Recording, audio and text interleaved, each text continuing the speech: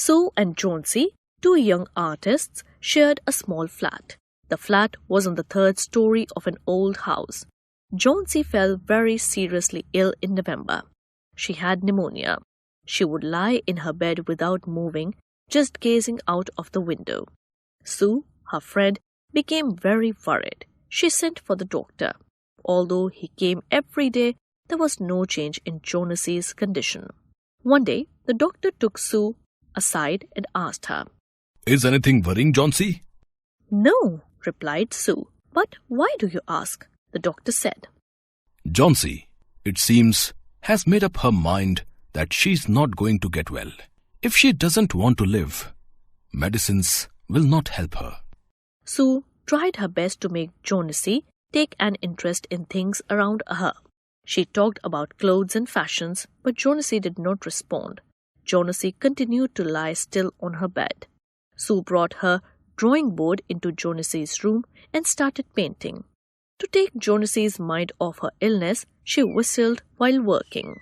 Suddenly, Sue heard Jonesy whisper something. She quickly rushed to the bed and heard Jonesy counting backwards. She was looking out of the window and was saying 12. After some time, she whispered 11, then 10, then 9, 8, 7. Sue anxiously looked out of the window. She saw an old ivy creeper climbing halfway up the brick wall opposite their window. In the strong wind outside, the creeper was shedding its leaves. "What is it, dear?" Sue asked. 6, whispered Jonesy. "They are falling faster now. 3 days ago, there were almost 100 leaves. There are only 5 left now." "It is autumn," said Sue, "and the leaves will fall."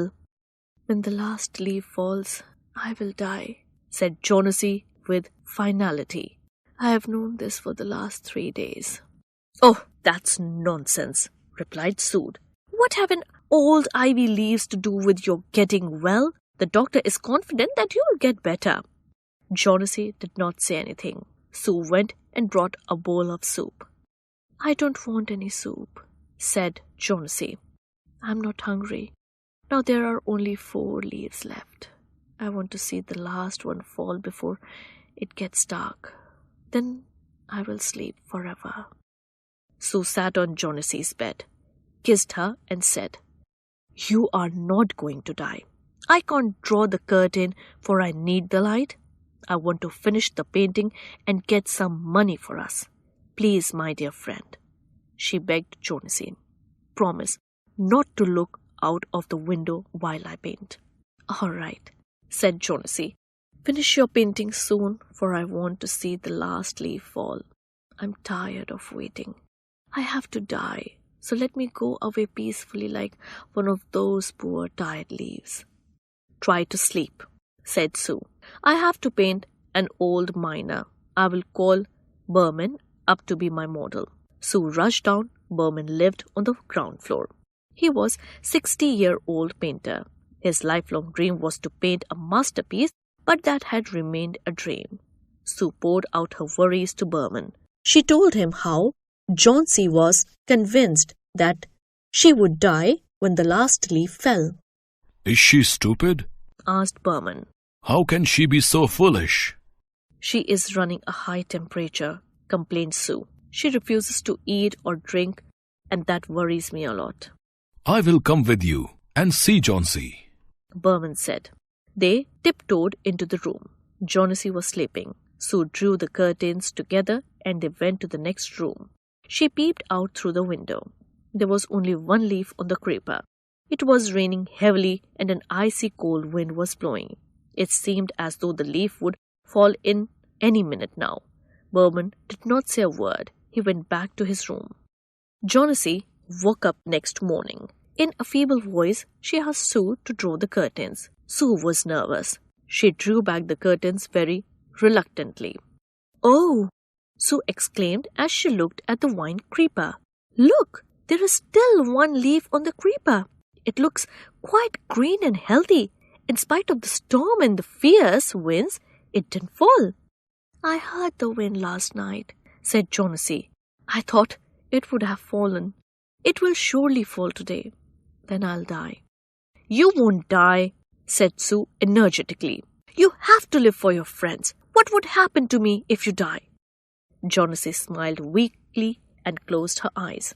After every hour or so, she would look out of the window and find the leaf still there. It seemed to be clinging to the creeper. In the evening, there was another storm, but the leaf did not fall. Jonesy lay for a long time looking at the leaf. Then she called out to Sue, I have been a bad girl. You have looked after me so lovingly that I have not cooperated with you. I have been depressed and gloomy. The last leaf has shown me how wicked I have been. I have realized that it is a sin to want to die. Sue hugged Jonesy. Then she gave her lots of hot soup and a mirror. Jonesy combed her hair and smiled brightly. In the afternoon, the doctor came. After examining his patient, he told Sue, Jonesy now has the will to live. I'm confident she'll recover soon. Now I must go downstairs and see Berman. He's also suffering from pneumonia. But I'm afraid there is no hope for him. The next morning, Sue came and sat on Jonasy's bed. Taking Jonasy's hand in hers, she said, I have something to tell you. Mr. Berman died of pneumonia this morning. He was ill for only 2 days. The first day, the janitor found him on his bed. His clothes and shoes were wet and he was shivering. He had been out in the stormy night. Then they found a ladder and a lantern still lighted lying near his bed. There were also some brushes and green and yellow paints on the floor near the ladder. Jonesy dear, said Sue, look out of the window. Look at the ivy leaf.